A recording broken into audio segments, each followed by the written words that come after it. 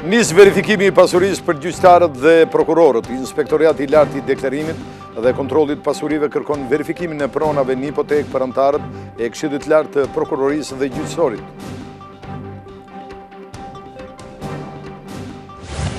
Shtohet ministeri për zhdukjen e biznesmenit Adriano Jao dhe ndihmësit të tij Arislet Maze.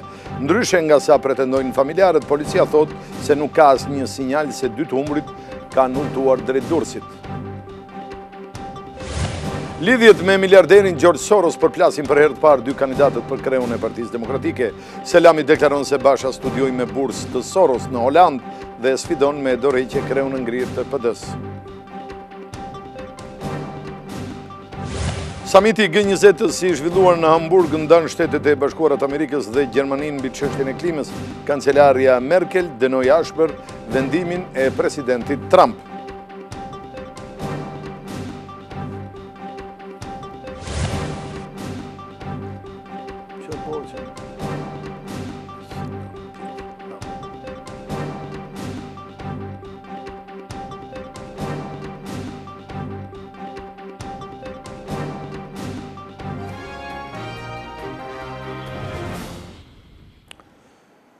Zonja dhe zotrimi mbrëma dhe mirë se erdhët në edicionin e lajmeve të orës 19:30 këtu në televizionin KLAN. Fillon kontrolli i pasurive të gjyqtarëve dhe prokurorëve. Inspektoriati i lartë i deklarimit dhe kontrollit të pasurive ka kërkuar nga hipoteka të gjithë listën e pronave për anëtarët e sistemit të drejtësisë. Të parët që do t'i nënshtrohen në kontrollit janë anëtarët e Këshillit të Lartë të Prokurorisë dhe Gjyqësorit. Ka nisur zyrtarisht procesi vettingut për 775 gjyqtarë dhe prokuror. Institucionet e administratës shtetërore kanë filluar punën për kontrollin e pasurive të punonjësve të institucioneve të drejtësisë, të cilët do të verifikohen nëse kanë bërë deklarime të sakta të pronave të regjistruara dhe parave që kanë në banka. Televizioni KLAN ka arritur të sigurojë 2 kopje të shkresave konfidenciale që Inspektoriati i Lartë i Deklarimit dhe Kontrollit të Pasurive ka çuar në zyrën qendrore të hipotekave, ku kërkon verifikimin për 2 kategori, 13 anëtarët e Këshillit të Lartë të Prokurorëve dhe Këshillit të Lartë të Gjyqtarëve, si dhe 775 gjyqtarët e prokurorët të punësuar në të gjitha hallkat e sistemit të drejtësisë. Në letrën zyrtare të dërguar pranë hipotekës, ILDKPI kërkon që të nisë menjëherë vettingu për anëtarët e KLP-s dhe KLG-s, pasi puna për ta filluar në shtator. Pas tyre radha e verifikimeve do të jetë për magjistratët e tjerë. Kërkesa e firmosur nga kryeregjistruesi për anëtarët e këtyre organeve mban datën 30 qershor, ndërsa kërkon të dhëna për pasuritë që kanë krijuar deri në 16 janar të 2017-s, kohë kur ka përfunduar edhe afati për dorëzimin e formularit të vettingut. Përveç regjistrimit të pronave në emër të tyre dhe pjesëtarëve të familjes, ILDKPI kërkon informacione edhe nëse ka patur shitje apo ndryshime të pronësisë gjatë kohës kur kanë dorëzuar të dhënat. Në urdhrin që kryeregjistruesi ka dërguar administratës së hipotekës, kërkohet që të gjitha të dhënat të dokumentohen brenda 5 ditëve, përndryshe do të merren masa të rrepta administrative për të gjithë punonjësit që nuk e zbatojnë urdhrin. Shtohet misteri për zhdukjen e biznesmenit Adriano Jao dhe ndihmësit të tij Arislet Maze, ndryshe nga sa pretendojnë familjarët se ata ishin nisur drejt Durrësit për të marrë një skaf të riparuar, policia thot se nuk ka asnjë sinjal se dy të humburit janë nisur drejt Durrësit.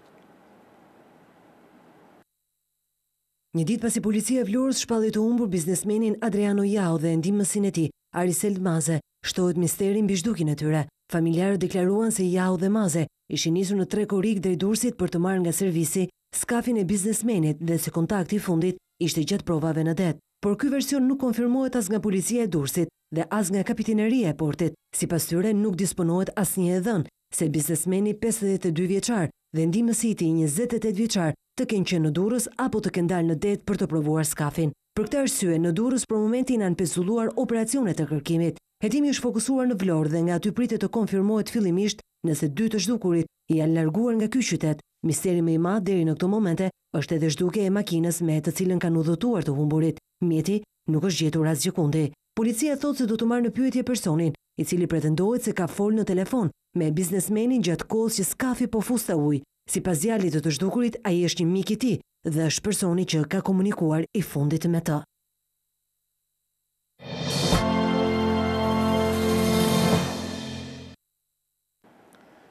Kryeministri Edi Rama ka zhvilluar sot një takim me presidentin turk Erdogan në Stamboll. Rama njoftoi se në fokus të këtij takimi ka qenë ndërtimi i aeroportit të Vlorës dhe linjës ajrore shqiptare, për të cilën tha ai është bërë një progres i qëndësishëm. Ndërtimi gjatë 4 vite tashme i aeroportit të ri kombëtar të Vlorës dhe i aeroportit turistik Sarandës është rruga e duhur për të shumëfishuar fluturimin turistik në Shqipëri. Pak muaj pas kësaj deklarate, kryeministri Rama thotë se në negociatat me Turqinë për ndërtimin e aeroportit të Vlorës është bërë progres i qëndësishëm. Ai e bëri këtë njoftim pas një takimi që zhvilloi me presidentin turk Recep Tayyip Erdogan në Stamboll, në rezidencën e tij. Për 90 minuta, thot kryeministri, me presidentin turk ka biseduar mbi projekte të përbashkëta. Veç aeroportit, kreu i qeverisë shqiptare njofton se progres është bërë edhe për linjën ajrore shqiptare me asistencën logjistike e teknike të Turkish Airlines. Kryeministri Rama foli për herë të parë për ndërtimin e aeroportit të ri në Vlorë në shkurt të këtij viti, pas një takimi tjetër që zhvilloi në Stamboll me presidentin Erdogan. Në Stamboll, kreu i qeverisë shqiptare udhtoi për të marrë pjesë të hënën në Kongresin Botëror të Naftës. Lidhjet me miliarderin George Soros kanë përplasur për herë të parë dy kandidatët për kreun e Partisë Demokratike. Një takim me dyert të mbyllura në Korçë, Eduard Selami deklaroi se Basha ka studiuar me bursë të Sorosit në Holandë dhe sfidoi me dorëheqje kreun e ngrirë të Partisë Demokratike, i cili nga ana e tij i mohoi këto akuza. Një pyetje nga një demokrat se kush nga të dy ka mbështetjen e George Sorosit ka përplasur në të parën përballje publike në garën për kreun e Partisë Demokratike, Lulzim Bashën dhe Eduard Selamin. Në një takim me dyert të mbyllura në Korçë, pa kurfar transparencë dhe ku mediat nuk janë lejuar të filmojnë përballjen mes dy kandidatëve, një burim i ka treguar televizionit KLAN se të dy, si Selami ashtu edhe Basha, e kanë mohuar të kenë mbështetjen e miliarderit George Soros. Selami mësohet këtë thënë se nuk ka qenë asnjëherë njeriu i Sorosit, pasi është republikan në bindje, ndërsa ka pohuar se bashkëshortja e tij prej disa kohësh është drejtuese e bordit të Fondacionit Soros në Tiranë.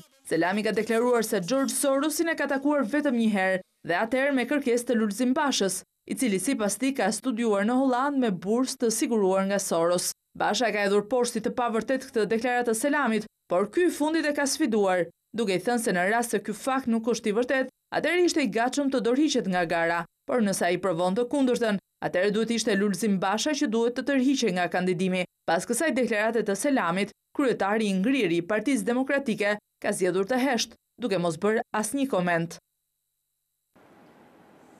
Deputeti i Partisë Demokratike Bedri Hoxha është goditur sot pak para takimit kryetarit ngrirë Lulzim Basha, takim që do zhvillonte në Burrel me antarësinë si pjesë e fushatës për zgjedhjet për kryetarin. Policia tha se ngjarja ka ndodhur rreth orës 13:10 në shkallët e Pallatit Kulturës, ku do të mbajë takimi i Bashës. Deputeti është goditur me grusht nga shtetasi Demir Çupi, punonjës i Bashkisë së Burrelit. Policia e shoqëroi dhe pasi e mori në pyetje, deklaroi se Çupi do të ndiqet në gjendje të lirë. Lidhur me aksidentin apo incidentin fjalë ka reaguar dhe ishte kryetari i Partisë Demokratike Astrid Patozi në një postim në Facebook. Patozi shkruan se ajo që i bën përshtypje është cinizmi i kryetarit vetëngrirë, për të cilin thotë se po kërkon një mandat të ri pasi na çoi në greminë elektorale. Patozi nënvizon se Basha nuk ka thënë asnjë fjalë për incidentin e rënd. Ai bën thirrje Bashës t'i qetësojë trimat e tij që e kanë marrë në mbrojtje, ndërkohë që nuk e sulmon askush. Ngjarja e shëmtuar e Burrelit është një arsye më shumë se përse Lulzim Basha nuk mund të jetë më kryetari i Partisë Demokratike, sepse ai vetë që i dëmton dhe i ndan demokratët, shkruan Patozi.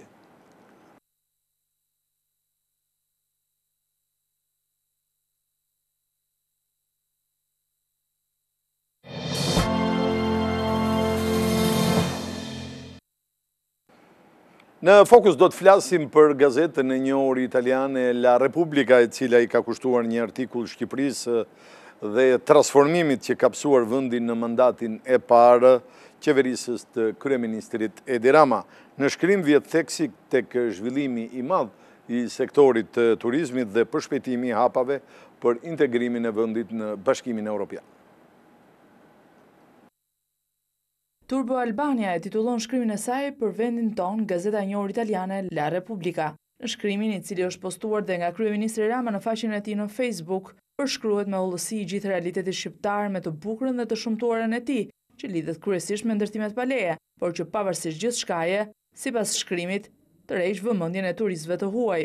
Tirana me ndërtesat e saj të arkitekturës italiane, pallatet komuniste të pikturuara me ngjyra nga kryebashkiaku dhe tani më kryeministër për një mandat të dytë të sapo fituar Edi Rama, por dhe projekte transformuese që tani drejtohen nga pasardhësit e tij në bashki Erion Veliaj, janë kontrastet që e bëjnë sipas shkrimit të La Republikës interesant kryeqytetin shqiptar. Hapat e Ramës u ndoqën nga kryetari i ri i bashkisë, 39-vjeçari Erion Veliaj, i cili ka studiuar në SBA dhe flet me entuziazëm rreth një projekti për të krijuar kopshte dhe çerdhe të reja, parqe dhe zona të gjelbëra, për të tërhequr sipërmarrës dhe për ta rikonceptuar qytetin, i cili aktualisht numëron 102 kantiere publike, përveç atij që sapo u mbyll. Bëhet fjalë për rikualifikimin e zemrës së qytetit, sheshit Skënderbej, i cili nga një rrethrrotullim kaotik rrugor u transformua në një zonë të madhe pedonale. Gazetari italian e krahason Tiranën me një vajzë 20 vjeçare, e cila për të imituar motrat e saj më të mëdha, kryeqytetet europiane, egzageron me tualetin vetëm e vetëm që të bjeri në sy. Në fund të fundit, Shqipëria, shkruan ai, ka kohë që jeton duke parë drejt perëndimit, duke u shqyrë ëndrrën për të hyrë në Europë. Në të preket dhe ekonomia e vendit, e cila ka marrë një hovë jo vetëm fal një bumi investitorësh të huaj, të cilët zgjedhin Shqipërinë, sepse këtu paguhen vetëm 15% taksa dhe 400 euro paga për punëtorët, por dhe fal një turizmi në shpërthim e sipër, që të fton ta vizitosh.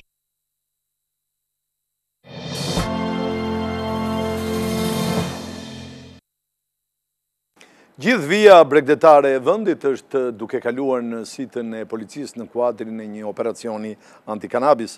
Forcat e rendit kanë mësyrë në ish depo, magazinat vjetra, ku mendohet se mund të jetë fshehur drogë nga ana e trafikantëve.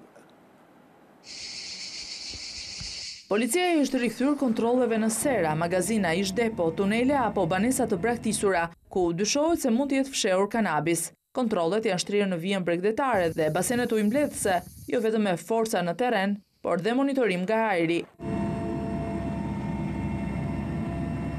Në fokus të aksionit janë tokat private dhe shtetërore, ku llotat dhe pyet. Gjatë 72 orëve të fundit, në të gjithë vendin, kryesisht në zona të pyllëzuara, janë gjetur dhe azgjesuar 163 bim kanabis. Në Kavaj u arrestuan në flagrancë 2 persona. Harun dhe Alket Zeneli u kapën duke punuar në një parcel, ku ishin mbjellë mbi 65 rrënjë kanabisi. Policia thotë se operacioni do të vazhdojë deri në krejjen e plotë të territorit. Shtrirja e operacionit anti-kanabis në të gjithë vendin u paralajmëruar dhe nga kryeministri Edi Rama gjatë një mbledhje që pati pak ditë më parë me drejtues të policisë në të gjithë qarqet. Ky vit, tha kreu i qeverisë, do të shënojë dhe fundin e kultivimit të drogës, një fenomen që sipas tij është i trashëguar në vite. Dosja e grupit Vilunit që akuzohet se trafikonte drogë për familje të mëdha mafioze të Sicilisë do të rishqyrtohet përsëri nga gjykata e lartë. Kjo pas lirimit Renato Çaushit, për të cilin prokuroria thotë se do të kërkojë rekurs. Prokuroria e Apelit për krime të rënda pritet i drejtohet gjykatës së lartë me një rekurs, ku do të kundërshtojë lirimin nga burgu të Renato Çaushit. I riu nga Tepelena u arrestua një muaj më parë së bashku me 3 persona të tjerë, si pjesë e një organizate kriminale që trafikonin kanabis drejt Italisë nëpërmjet lagunës së Vilunit. Burime nga prokuroria thonë për televizionin KLAN se do të pritet zbardhja e vendimit të Apelit që liroi nga qelia Çaushin, por hetuesit janë të bindur se nga provat e siguruara deri tani në bashkëpunim me antimafian italiane, faktojnë se Renato Çaushi është një nga organizatorët e trafikut të drogës. Sipas hetimit, ai është personi që siguronte lëndë narkotike kryesisht në zonën e Tepelenës dhe Vlorës. Me pjesën tjetër të punës merrej Bardhok Planaj, i cilësuar si një nga personat më të rëndësishëm të këtij rrjeti, i cili është ende në kërkim. Për hetuesit është faktuar se këta persona në bashkëpunim me njëri tjetrin kishin përgatitur trafikimin drejt Sicilisë të 3.5 ton kanabis. Kjo sasi u kap nga policia italiane në prill të vitit 2014. Lënda narkotike shkonte për 3 familje mafioze në zonën e Katanias. Sipas prokurorëve italianë, ata janë vëllezërit Morabito, familja Nica dhe Lorenzo Sajta, i njohur ndryshe si Skeleti. 3 vjet më parë, po për llogari të kësaj dosje, u arrestuan 7 persona të cilët u dënuan nga gjykata e krimeve të rënda. 6 presje 5 kg kanabis u sekuestruan në një autobus i cili do të nisej drejt Italisë nga porti i Durrësit. Policia vuri në pranga shoferin e mjetit fatbardh Kokomecin, mbi të cilin rëndon akuza e trafikut ndërkombëtar të drogës. Lënda narkotike ishte e fshehur pas sedileve të fundit të autobusit e ndarë në Pespako. Hetuesit janë duke verifikuar nëse bëhet fjalë për një linjë të rregullt të trafikut të drogës dhe persona të tjerë të implikuar.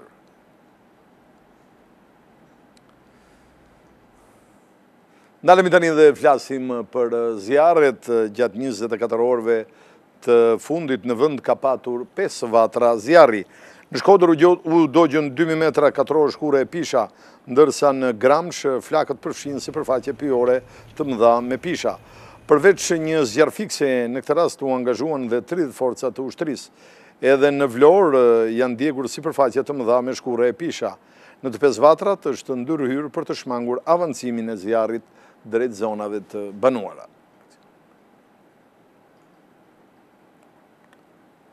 Aksioni për prerjen e lidhjeve të paligjshme në rrjetin e ujësjellësit u shtri edhe në disa zona periferike të kryeqytetit. Kryebashkiaku Vilia i thot se situata me furnizimin me ujë në kryeqytet është përmirësuar, por ai u bën thirrje qytetarëve që ta kursejnë ujin dhe të denoncojnë të gjitha rastet e abuzimit me të.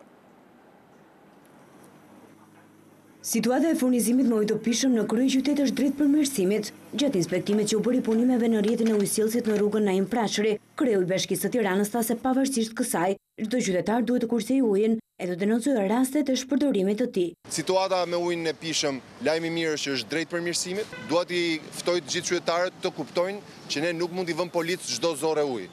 Do thotë që na duhet sensibilizim, na duhet kulturë. Velia ju bëri thirrje dhe krerëve të njësive vendore në afërsi me kryeqytetin që të nisin pa ashtu aksionin për prerjen e lidhjeve të paligjshme në rrjetin e ujësjellësit. I kërkoj dhe kolegëve të bashkive të tjera në Kamës dhe në Vorë të kuptojnë që i kemi fatet e lidhura bashkë, duke lejuar një shthurje të rrjetit dhe një vjedhje dhe një abuzim të rrjetit në bashkinë e tyre dhe duke lënë Tiranën pa ujë, nuk ndihmojnë. Sipas materialit të sjellë nga zyra e shtypit të Bashkinë e Tiranës, aksioni task forces për bizneset dhe qytetarët vijojnë në disa zona periferike ku ndërpren 319 lidhje të paligjshme dhe u lidhën 154 kontrata të reja.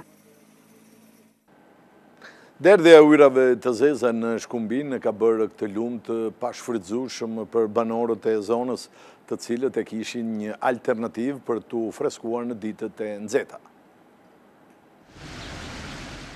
Shkumbini mbetet një nga burimet alternative të Elbasanit për të freskuar gjatë muajve të verës. Fatkeqësisht ai rezulton një nga lumenjtë më të ndotur në Shqipëri. Studimet e viteve të fundit dëshmojnë për një shkallë të lartë të ndotjes nga ujrat e zeza të papërpunuara që derdhen në Shkumbin. Kjo ndotje nis në Librasht, vazhdon në Elbasan, Peqin, Rogozhin për të arritur nivelin më të lartë në Gryk-derdhje në Adriatik. Matjet vërtetojnë se në perëndim të Elbasanit niveli i baktereve për 100 ml ujë arrin në mbi 100.000, ndërsa treguesi specifik i ujrave të zeza, koliformët fekale arrin në shifra alarmante, duke e bërë këtë ujë praktikisht të pashfrytëzueshëm. Ndotja më e lartë arrin në muajt e verës, ku niveli i ujit bie dhe temperaturat favorizojnë zhvillimin e mikrobeve, duke e bërë atë të rrezikshëm për njerëzit bimësin dhe kafshët. Alarmi për ndotjen është dhënë prej kohësh nga strukturat e shëndetësisë në Elbasan.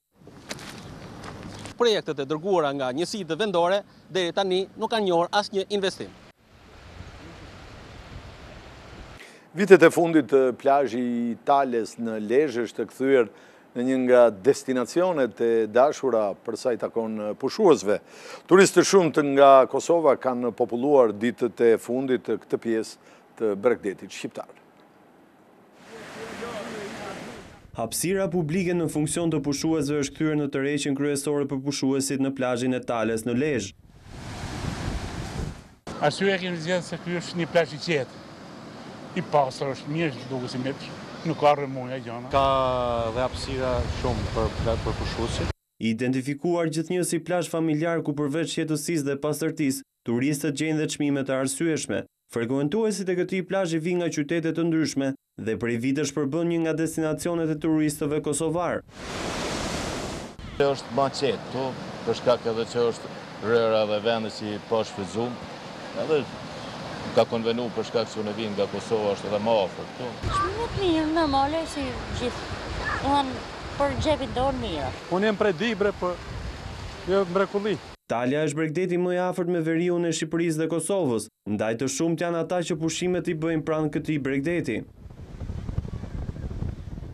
TvKlan.al Webi më i klikuar ndër të gjithë televizionet shqiptare, me mbi 20 milion klikime çdo muaj, në çdo moment. Mësoni gjithçka me TvKlan.al, vetëm me një klikim, në aparatin tuaj celular smartphone, në aplikacionin TvKlan, lajmi i ditës, në kohë reale, ju vjen me anë të një njoftimi automatik.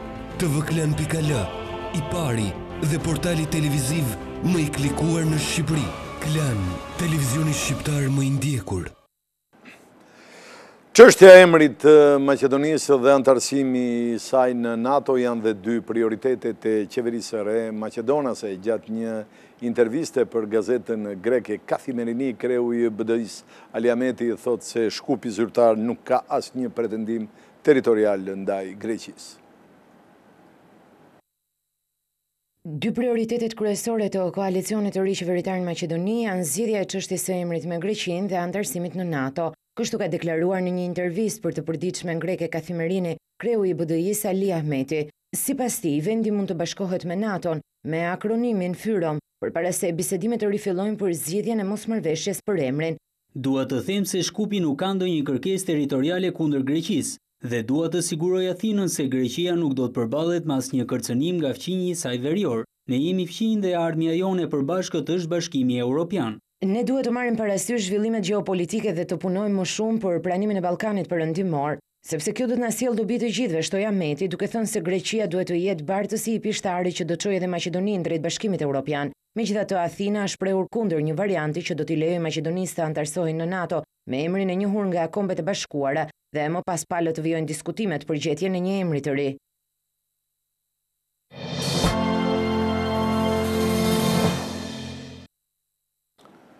Një ditë pas mbylljes punimeve të samitit G20-s, presidenti amerikan Trump u shpreh i kënaqur me përfundimet, kjo pasi Shtetet e Bashkuara të Amerikës nuk lëvizin nga pozicioni i tyre lidhur me çështjen e klimës dhe atë të tregtisë lirë. Edhe pse samiti i 20 vendeve më të industrializuara të botës nuk dha rezultate të jashtëzakonshme për presidentin amerikan Donald Trump, i cili nuk u tërhoq nga pozicioni i tij, punimet e samitit ishin një sukses i mrekullueshëm. Në një deklaratë të përbashkët, krerët e G20-s njohën vendimin e SBA-s për të tërhequr nga marrëveshja e klimës së Parisit dhe thanë se anëtarët e tjerë mbeten të përkushtuar ndaj saj. Në mbyllje të samitit, kancelarja gjermane Angela Merkel dënoi ashpër pozicionin e SBA-ve. Samiti i G20-s u pasi një fitore i Shteteve të Bashkuara ndaj 19 vendeve të tjera për faktin se Trump arriti të vendosë edhe për çështjen e tregtisë së lirë, sado që vendet e G20-s ranë dakord të shmangin politikat proteksioniste. Marrëveshja e tyre nënvizon të drejtën e vendeve për të mbrojtur tregjet e tyre, nëpërmjet atyre që njihen si instrumenta legjitim të tregtisë. Edhe pse samiti i mbylli dyert për këtë vit, protestuesit e zemëruar me vendimet e udhëheqësve botëror vijuan edhe gjatë natës së të dielës reagimet e dhunshme. Shteti Islamik është duke humbur një tjetër bastion në Irak. Forcat irakiane në bashkëpunim me koalicionin e udhëhequr nga Shtetet e Bashkuara kanë fituar betejën historike të Mosulit, ku për 9 muaj luftuan ashpër kundër terroristëve të Shtetit Islamik. Kryeministri irakian Haider al-Abadi udhtoi drejt Mosulit për të njoftuar çlirimin e plotë të qytetit të dytë më të madh në Irak nga militantët e ISIS. Forcat irakiane luftuan gjatë fundjavës në xhepat e fundit të rezistencës së xhihadistëve. Sipas televizionit shtetëror irakian, 30 militantë të ISIS u vranë vetëm gjatë dielës. Ata u përpoqën të shpëtonin përparimin të trupave dhe u hodhën në lumin Tigër. Në betejë u përfshin luftëtarët kurd, fiset sunite arabe dhe militantët shiit, të mbështetur nga avion luftarak të koalicionit të udhëhequr nga Shtetet e Bashkuara, që nga viti 2014, kohë kur ISIS shpalli kalifatin në Mosul, rreth 900.000 banorë u zhvendosën nga qyteti.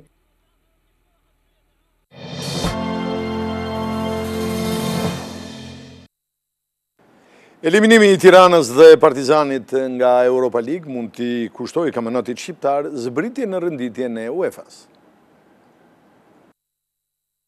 Kuksi që pritet të debutojë në Champions dhe Skënderbeu që u kualifikua në turin e dytë e Europa League, duket se janë shpresa e fundit që kampionati shqiptar të mos humbë më pikë në renditjen e UEFA-s. Ekipi kampion i Shqipërisë do të luajë të mërkurën përballjen me Sheriff Tiraspol në Moldavi, një kundërshtar i fortë që ka marrë pjesë disa herë në grupet e Champions dhe Europa League. Kuksi është përgatitur në Austri ku zhvilloi dhe disa ndeshje miqësore. Ajo që shqetëson trajnerin Ernest Gjoka është mungesa e brazilianit Carioca, i cili është i dëmtuar. Mendoj që jemi gati për ndeshjen, kemi punuar shumë në aspektin fizik, teknik, taktik, por edhe atë psikologjik. Duke ditur mirë vështirësinë e ndeshjes, jemi munduar të bëjmë dhe një analizë deri në detaje për kundërshtarin. Skuadra synon fazën e grupeve në Europa League dhe kjo mund të arrihet po morën pjesë në play-offin e Championship. Skënderbeu pas fitores 5-0 me San Julian post tërvitet në Turqi, për sfidën e parë me Kairat, kundërshtari i turit të dytë ka më përvojë, por nuk ka shkuar deri më tani në një fazë grupesh në Kupat e Europës. Skuadra do të udhëtojë drejt Almatit një ditë para ndeshjes që do të zhvillohet të njëjtën. Burim Kukeli është në fokusin e dy skuadrave të Sionit dhe Luganos. Burim Kukeli mund të ndryshojë skuadrën për sezonin e ardhshëm. Mes fushori kombëtare se cili ndihmoi Zyrih të ngjitet sërish në Superligën e Zvicrës, është në planet e Lugano dhe Sion, sipas mediave vendese. 33 vjeçari është ende në kontratë dhe është grumbulluar me skuadrën që luan prej 2012-s, por një ofertë e mirë mund të bindë drejtuesit e Zyrih. Kartoni i tij vlerësohet 450.000 euro nga transfermarkt.com. Alternativa Sion e dërgon në urdhrat e Paolo Tramezzanit. Italiani e njeh mirë pasi e ka ndjekur për vite me radhë të kombëtarja. Lugano do të ishte një alternativë e mirë pasi do të merrte pjesë në grupet e Europa League. Mercato ka pak ditë që është hapur zyrtarisht dhe ka ende kohë për të kryer transferime. Ndjekim tani një kronikë e cila do të na njohë me lëvizjet e Mercatos.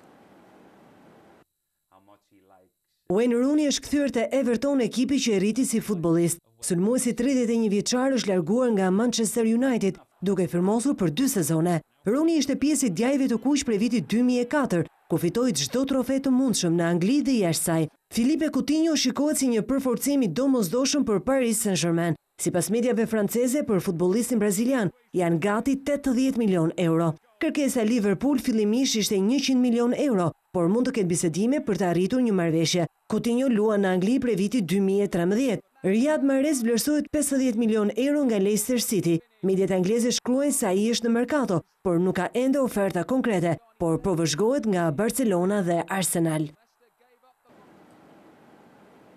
Është përgjakur futbolli brazilian pasi në derbin mes Vasco da Gamas dhe Flamengos një tifoz ka humbur jetën, ndërkohë që ka patur përplasje të mëdha të tifozëve me policinë. Humbja 1-0 në derbin e kampionatit me Flamengon u përjetua keq nga tifozët e Vasco da Gamas. Në fund të takimit ata mësyn në fushën e lojës, duke u përleshur me policinë. Kaosi pushtoi stadiumin për një kohë të gjatë dhe përplasja me forcat e rendit i kushtoi jetën një tifozit të Vasco da Gamas. Ai është një 27 vjeçar, i cili nuk i mbijetoi plagëve të marra në gjoks. Tifozi i Vasco da Gamas u qellua me armë zjarri pranë hyrjes nën të stadiumit, sipas asaj që shkruajnë mediat braziliane. Të tjerë përkrahës u lënduan për shkaqe të ndryshme, por janë jashtë rrezikut për jetën. 2 prej tyre u qelluan me pistolet në këmbë, ndërsa një i tretë u plagos nga copat e xhamave. Mbështetësit e Flamengos u lejuan të largoheshin nga stadiumi, vetëm kur gjithçka ishte qetësuar.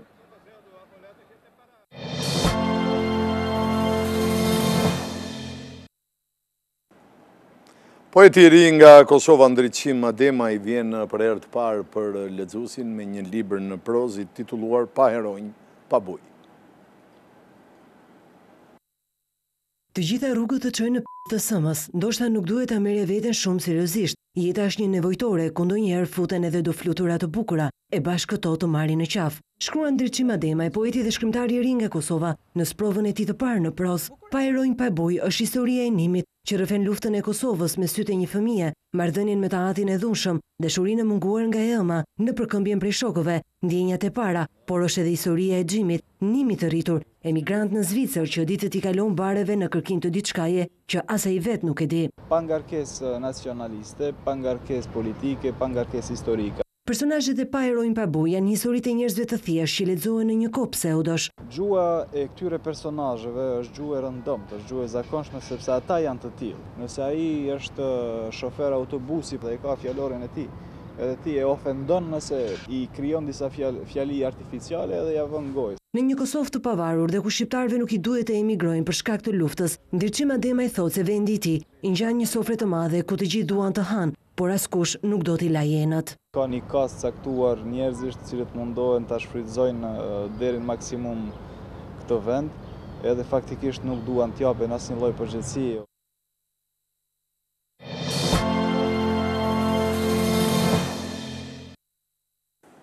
Dita e dytë e festës demave në Pamplona të Spanjës ka përfunduar me disa të plagosur.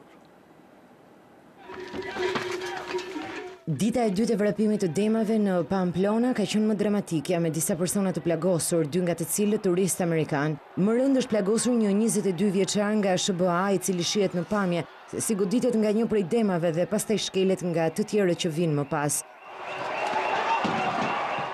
Djali i veshur me një t-shirt të bardhë dhe xhinse të shkurtra mbeti i shtrirë në rrugë pa lëvizur pas kalimit të turmës së demave. Amerikani tjetër i plagosur ishte një 35 vjeçar ish boksier.